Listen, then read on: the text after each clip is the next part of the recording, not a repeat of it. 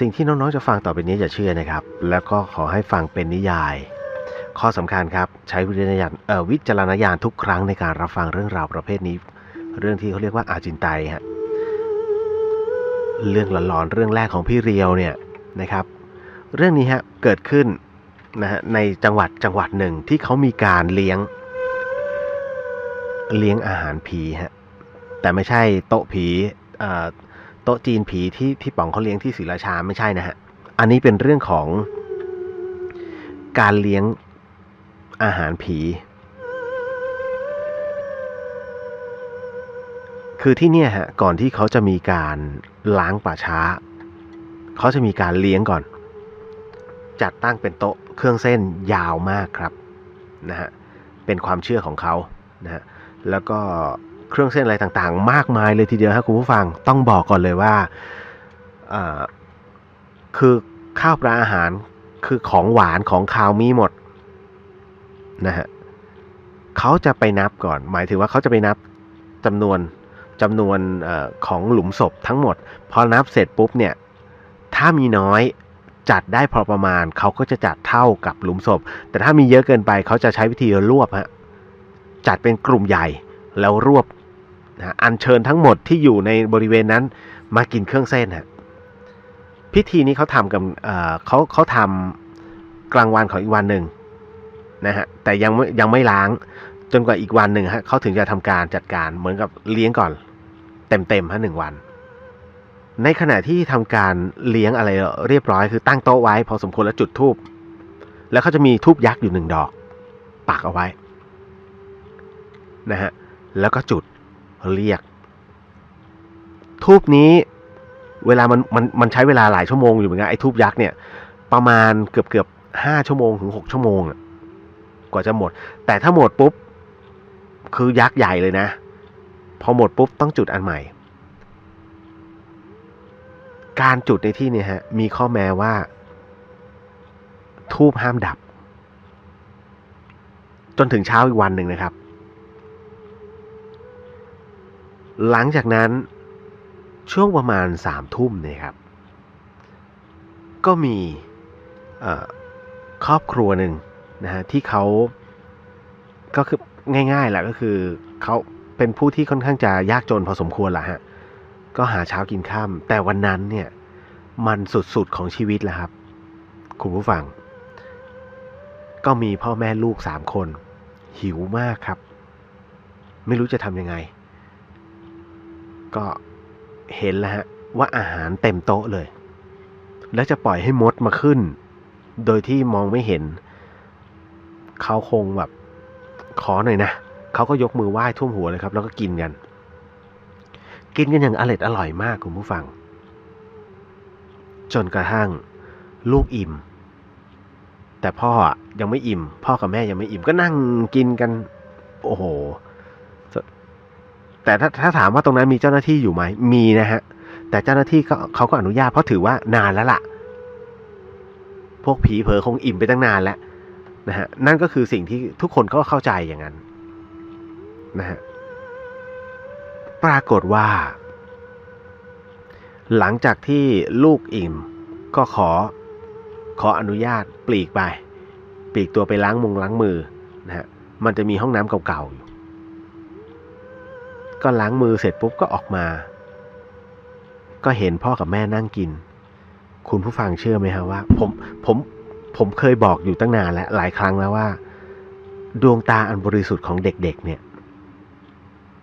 มันไม่มีอะไรฮะมาหลอกเขาได้นะฮะเพราะเด็กที่เห็นเนี่ยคือเด็กที่มองพ่อมองแม่เขาเนี่ยเขาอายุประมาณ10 กว่าขวบเองนะคือก็โตแต่ว่าโตพอที่พูดรู้เรื่องนะฮะดวงตามันยังไม่กล้าโลกน้องจะสังเกตได้ว่าเด็กทารกเนี่ยเวลาเขาคลอดมาหรือว่าอะไรดวงตาเขาจะใสแป๋วนะฮะเป็นดวงตาที่บริสุทธิ์มากแต่ประเภทที่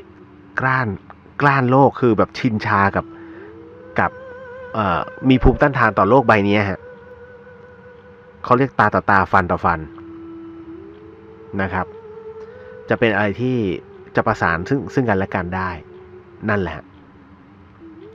พ พอเด็กออกจากห้องน้ำเสร็จปุ๊บเขาก็มองไปที่พ่อกับแม่เขาก็อึ้งที่อึ้งเนี่ยไม่ใช่อะไรนะฮะเขาก็บอกพ่อโอ้ยอร่อยกันใหญ่นะ